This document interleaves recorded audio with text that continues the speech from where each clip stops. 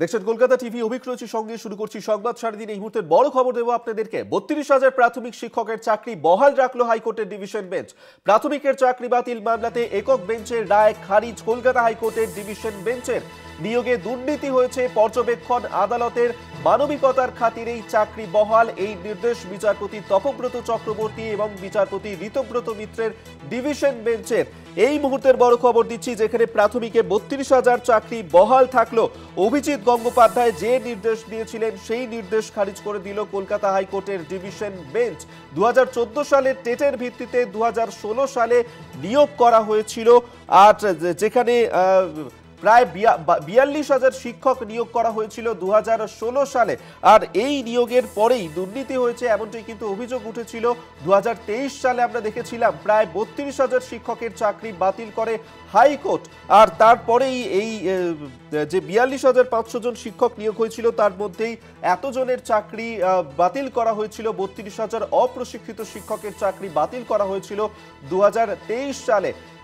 চাকরি বাতিলের নির্দেশ দিয়েছিলেন বিচারপতি অভিজিৎ গঙ্গোপাধ্যায়, আর কলকাতা হাইকোর্টের ডিভিশন বেঞ্চ অভিজিৎ গঙ্গোপাধ্যায়ের সেই নির্দেশকেই খারিজ করে দিল। প্রাথমিক শিক্ষকের চাকরি বহাল থাকলো হাইকোর্টে। 32,000 প্রাথমিক শিক্ষকের চাকরি বহাল রাখলো কলকাতা হাইকোর্টের ডিভিশন বেঞ্চ। চাকরি বাতিলের রায়ে অন্তর্বর্তী স্থগিতাদেশ ডিভিশন বেঞ্চের। আমরা দেখেছিলাম যে 32,000 শিক্ষকের ভবিষ্যৎ নির্ধারণের ক্ষেত্রেই যেখানে স্থগিতাদেশ দেয় বিচারপতি সুব্রত তালুকদার এবং বিচারপতি সুপ্রতিম ভট্টাচার্যের ডিভিশন বেঞ্চ, এবং আজকে কলকাতা হাইকোর্টের ডিভিশন বেঞ্চ একক বেঞ্চের রায় খারিজ করেছে, নির্দেশ খারিজ করেছে। 32,000 প্রাথমিক শিক্ষকের চাকরি বহাল থাকলো। পীযূষ কান্তি নাগ আমাদের সঙ্গে টেলিফোনে রয়েছেন প্রতিনিধি। পীযূষ, কলকাতা হাইকোর্টের ডিভিশন বেঞ্চ তাদের ঠিক কি পর্যবেক্ষণ? 32,000 প্রাথমিক শিক্ষকের তাদের চাকরি বহাল রাখা হলো। দেখো, কলকাতা হাইকোর্টের ডিভিশন বেঞ্চের কিন্তু পর্যবেক্ষণে পরিষ্কার একথা বলা হয়েছে যে এই নিয়োগ প্রক্রিয়ায় যে দুর্নীতি হয়েছে, এই নিয়োগ প্রক্রিয়ায় যে অস্বচ্ছতা ছিল তা কিন্তু ডিভিশন বেঞ্চ তার পর্যবেক্ষণে পরিষ্কার জানিয়ে দিয়েছে।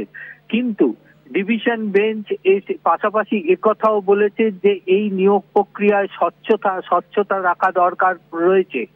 যেভাবে অ্যাপটিটিউড টেস্ট এবং ইন্টারভিউ এর মাধ্যমে এই নিয়োগ প্রক্রিয়া চলেছে, তা যে সমস্ত নথি আদালতের হাতে এসেছে তাতে ডিভিশন বেঞ্চ মনে করছে যে এই নিয়োগ প্রক্রিয়ায় বেশ কিছু প্রশ্ন উঠে এসেছে। কিন্তু ডিভিশন বেঞ্চ আজ রায় দিতে গিয়ে বলেছে যে সমস্ত চাকরি প্রার্থীরা দীর্ঘ 9 বছর ধরে চাকরি করেছে তাদের পরিবারের বিষয়টি, তাদের পরিবার সম্পূর্ণভাবে এই চাকরির ওপরে নির্ভরশীল। এই 32,000-এর যে চাকরি, এই চাকরির ক্ষেত্রে সেই পরিবারগুলোর যে ভবিষ্যৎ এবং পরিবারগুলোর সঙ্গে এইভাবে ডিভিশন বেঞ্চ যদি বাতিল করে তাহলে তাদের সঙ্গে খারাপ হবে, এমনটাই মন্তব্য বিচারপতি তপব্রত চক্রবর্তী এবং বিচারপতি ঋতব্রত মিত্রের ডিভিশন বেঞ্চে।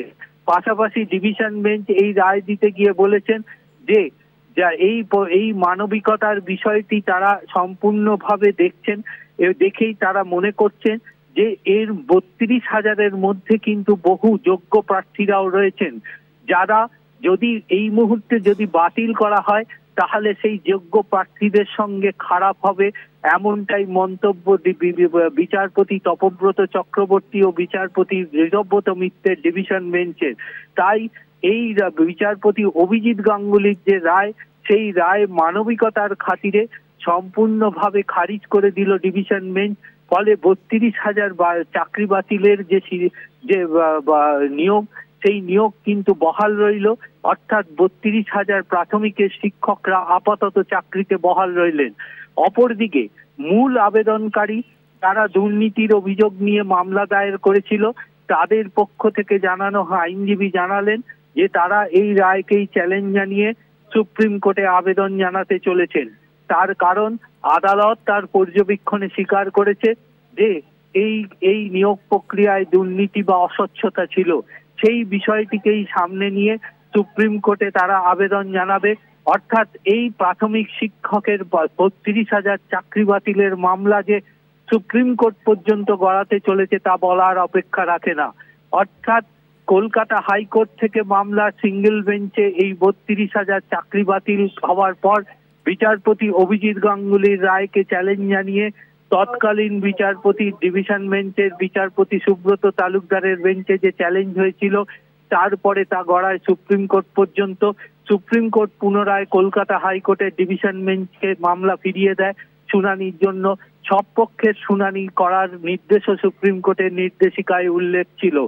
সেই নির্দেশিকা মেনেই বিচারপতি তপব্রত চক্রবর্তী ডিভিশন বেঞ্চ দীর্ঘ শুনানি করে। 12ই নভেম্বর পর্যন্ত দীর্ঘ শুনানি পর্ব চলে। সেই শুনানি পর্বে যেমন মূল আবেদনকারী যারা নিয়োগ প্রক্রিয়ায় দুর্নীতির অভিযোগ নিয়ে মামলা দায়ের করেছিল, তাদের আইনজীবীরাও যেমন এই সওয়াল করেন। পাশাপাশি পীযূষ, তুমি আমাদের চাকরি সঙ্গে থাকো। হারাদের